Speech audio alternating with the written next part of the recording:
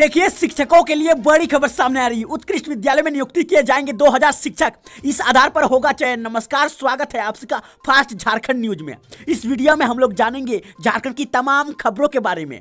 इससे पहले मेरी आपसे एक छोटी सी अनुरोध है कि वीडियो को एक प्यारा सा लाइक अवश्य कर दीजिएगा, क्योंकि आपका एक लाइक करना ही हमारी मेहनत का फल होता है। तो चलिए शुरुआत करते हैं आज की पहली और बड़ी खबर से।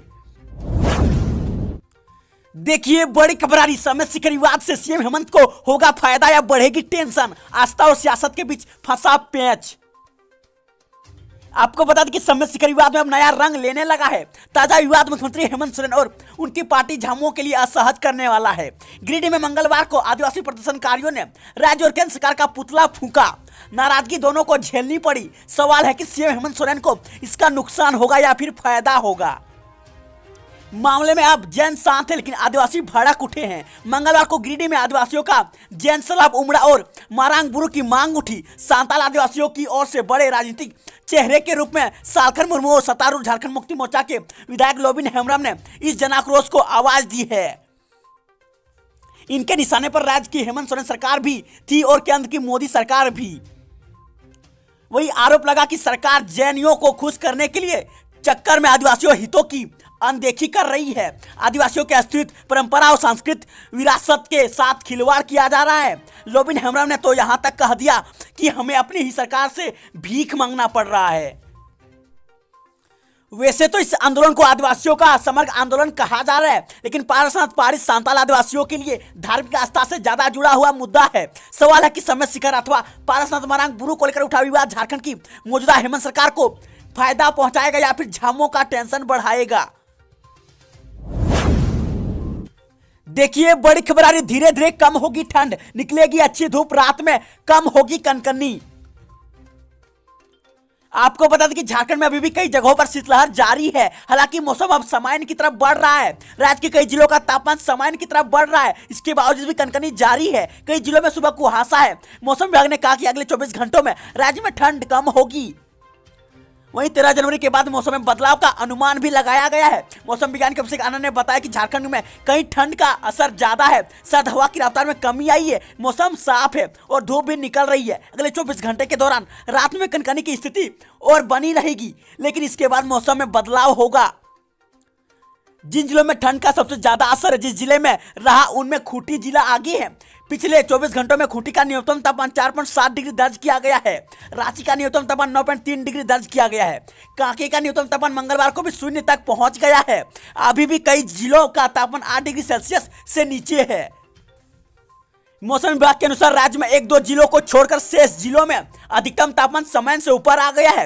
राज्य में धीरे धीरे ठंड का प्रभाव कम हो रहा है। मौसम विभाग ने दावा किया कि कुछ जिलों को छोड़कर राज्य में धीरे धीरे तापमान सामान्य की तरफ बढ़ रहा है। आसमान साफ होगा और अच्छी धूप निकलेगी। उत्तरी भागों में सुबह में धुंध बनी रहेगी।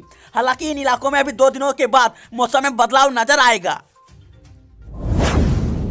देखिए, बड़ी खबर आ रही। झारखंड, बिहार, बंगाल में एनआईए ने एक साथ की छापेमारी। सरायकेला में नक्सली हमला से जुड़ा है केस।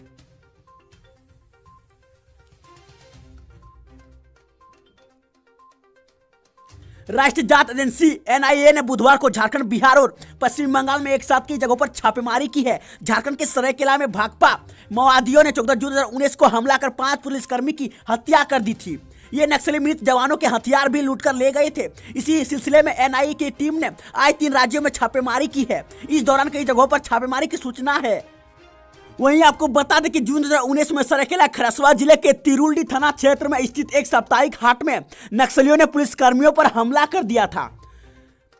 कुकड़ू साप्ताहिक हाट में माओवादियों ने उस वक्त पुलिसकर्मी पर हमला कर दिया जब वे गश्ती पर थे। इस मामले में 2 सहायक अफसर निरीक्षक और 3 जवान शहीद हो गए थे।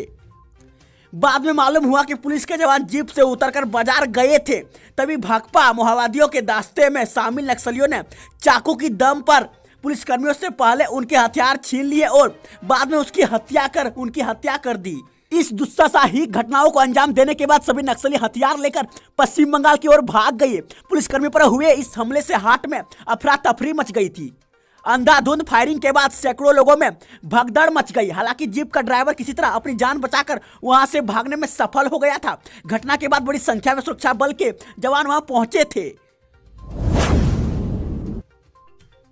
देखिए बड़ी खबरारी, प्रेम प्रकाश अंडा सप्लायर से कैसे बना नौकरशाहों और राजनीतिज्ञों का फंड मैनेजर, ईडी के शपथ पत्र में खुलासा। जेल में बंद प्रेम प्रकाश पीपी अंडा सप्लायर से पावर ब्रेकर, फिर नौकरशाहों और राजनीतिज्ञों का फंड मैनेजर बन गया है। राजनीतिज्ञों से उसके मधुर संबंध हैं, उनसे अवैध खनन की काली कमाई को हाहाट करने के लिए मनी लॉन्ड्रिंग की चार्ज अकाउंटेंट जयशंकर जयपुरियार के ठिकानों पर छापेमारी के दौरान मिले दस्तावेज से इसका खुलासा हुआ है कि प्रेम प्रकाश मनी लॉन्ड्रिंग में शामिल है। ईडी ने हाईकोर्ट में दायर शपथ पत्र में इन तथ्यों का उल्लेख किया है। ईडी के शपथ पत्र में कहा गया कि जांच में इस बात की जानकारी मिली कि प्रेम प्रकाश पहले मिड डे मील में अंडा सप्लाई करता था। कुछ वर्षों में ही वहां पावर ब्रेकर और नेताओं नौकरशाहों का फंड मैनेजर बन गया। उसने अवैध खनन से होने वाली काली कमाई को उजला करने के लिए मनी लॉन्ड्रिंग की है।